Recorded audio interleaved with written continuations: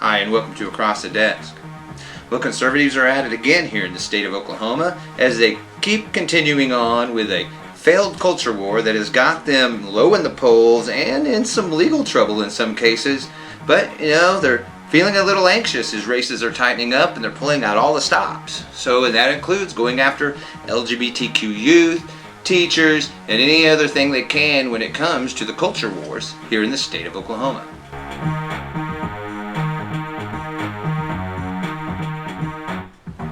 Culture wars.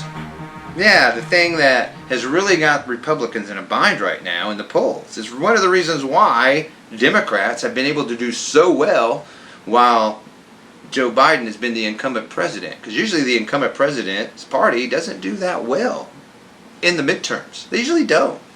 One of the reasons why they're doing so well is because of the failed culture wars that conservatives have totally fiascoed when it comes to the Supreme Court decision in Dobbs. Man, they're really scrambling on that one. When it comes to LGBTQ rights, or when it comes to banning books on the black experience, they're really getting slammed hard on this. Because the good guys never burn books or even ban them. They just don't. So they're getting slammed really hard on this. So what do conservatives in Oklahoma do? Well, they double down, of course, and they put out this bill, House Bill 1007, on gender-affirming care for people under 18. If you're a transgender youth in Oklahoma, well, you don't get any kind of help at all. You should have no services. We should completely try to actually harm you by not giving you mental health services, getting you with people that are like you so you can see that you're not alone in this world. No. But that's kind of the conservative plan, you see. Conservatives, it's part of their values to use the force of big government to do harm to those they hate. And that would be the LGBTQ community, and especially LGBTQ youth and their parents. There's people who want their parents to be arrested. Hey, your son's gay at 14? Parent needs to be arrested for that. Really? Son's gay at 17. Parent needs to be arrested for that. This is what they think. And I'm not sure how they logically come up with all this. I can't see how they logically say that this is pro-freedom to do that to someone. This has been a long settled thing since, the 1990s. Bill Clinton. Come on. We're talking something that's 25 years already an issue that we've been through. So here they are. Banning gender-affirming care, which is just more than hormone blockers or any kind of surgery, which also includes rhinoplasty, plastic surgery. You know what they want to do with that? They want to make sure that they can investigate your rhinoplasty doctor and your plastic surgeon to make sure that they're not giving gender-affirming care to kids. What do you think that's going to do to the medical community here? How many doctors do you think are going to want to come to Oklahoma and work in Oklahoma if the state of Oklahoma has a bunch of conservative Karens running around investigating them all the time? It's a drain on them. It's a drain on their mental health because they're always anxious about the government being on their back. And they also lose money because they have to worry about keeping up with the government being on their back, or taking the time to answer their questions or questionnaires, or giving them access to their records. That's costly. That costs money. Why would they want to do that here when they can go to another state and not have to worry about that? Conservatives, they just don't like to think ahead that much. See, that's not what they're doing. Because when it comes to this, conservatives are thinking about winning the election.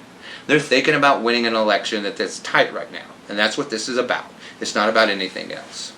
And, hey man, and if we can harm a couple of LGBTQ youth or other people along the way, well, hey man, bonus. And that's conservative values for you. It's what they do. Using the force of big government to come in and harm those they don't like. It's what they do. It's exactly what they're doing with this law. Takes $40 million of ARPA funds and tells OU Medical Center that they can't use it. Now, one of the things is this is so cynical, and it's total extortion. Again, conservative value, extortion. Because see, OU Medical Center, these funds have been around a while. They've already had plans for them. They've already budgeted them. Some things have already gone through, and projects are on the way. They're already moving along. Well, and you know how Kevin Stitt is. He sees something, oh, I can extort that. He comes in, oh, hey, would be really bad if it was having to shut these projects down that you were already working on and you didn't get these funds to pay your contractors who were going to sue you for the money anyway. It'd be bad if that didn't happen. So what does OU Medical Center do? Well, they say they're going to fully comply with the law because they don't want to lose the money. They've already got it spent. They've already got ideas for it. They've already moved ahead on some things. Governor Stitt knows this. He's an extortionist. It's one of the things he's good at. It's what he does. He does it a lot. Tried to do it with the Indian tribes. It didn't work out too well. But here we are in Oklahoma with a bill that keeps them from doing all this stuff. Now, there's a lot of people that are against this. Who would be against this gender affirming care for people under 18? Wow, these are kids under 18, right?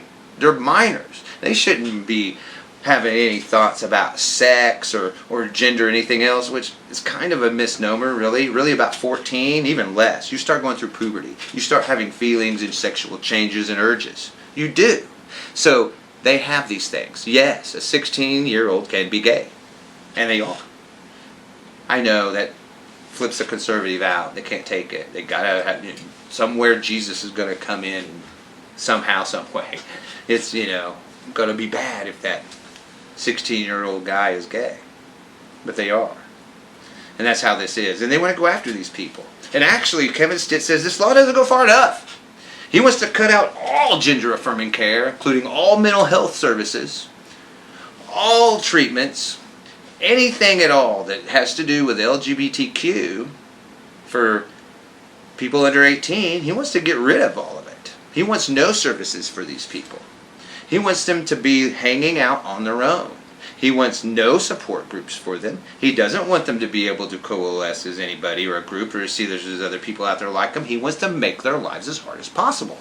See, and one of the things that happens with the LGBTQ youth who are isolated and their lives are really hard is they get really depressed and anxious. And what happens? Well, then they start committing suicide, which I'm almost positive Kevin Stitt knows this. The conservatives who wrote this bill, they know this. Again, using the force of government to harm those they don't like. And they know this is going to harm them. They're probably going to commit suicide, and there's going to be people that will. Now, to a conservative, they're okay with this. Again, conservative values. I bet if you went to a convention and you asked, hey, they get rid of all this LGBTQ youth stuff, and it may cause them to commit suicide, how do you feel about LGBTQ people committing suicide? And I bet they would say, I'm good with that. If we can write laws to help them kill themselves off, well, they're good with it. Again, conservative values. It's exactly where they're at with this. So you do have people against it, and that's part of their argument. The American Academy of Pediatricians, they're against this. They had a big old thing about it that they put out saying, hey, this is going to cause problems. This is going to cause harm to kids. This is going to commit kids to commit suicide. It's going to make them want to commit suicide. You're going to have more suicides on your hand. You're going to have more depressions. You're going to have more clinical need for these kids, and you're going to actually harm them when they become adults. They're not going to be productive adults, you see.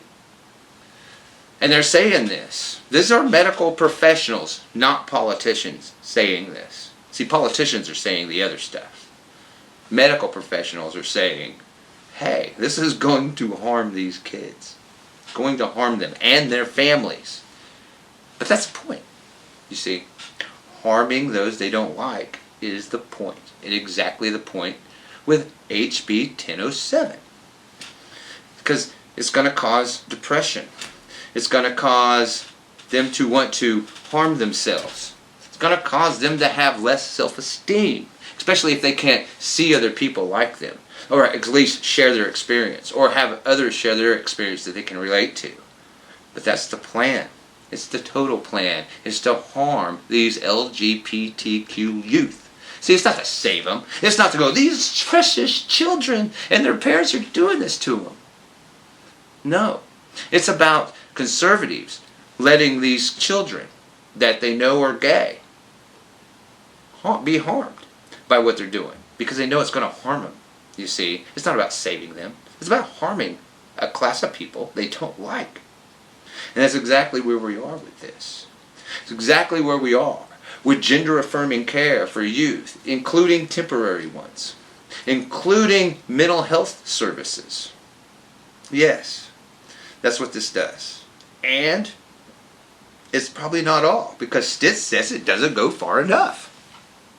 He wants it all banned. He doesn't want you to talk about it. He doesn't want you to think about it. He definitely doesn't want anyone to do it. And if it gets to where we are with like abortion, I'm sure he's going to want to keep track of all these youth to make sure they don't cross state lines to get it.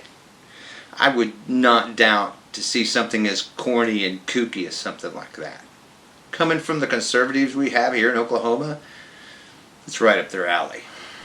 Well, anyway, that's House Bill 1007 that Stitt signed into law, banning gender-affirming care at the OU Medical Center when they have their ARPA funds that they can't use it for that. No way, no how. This is Across the Desk, and we'll see you next week.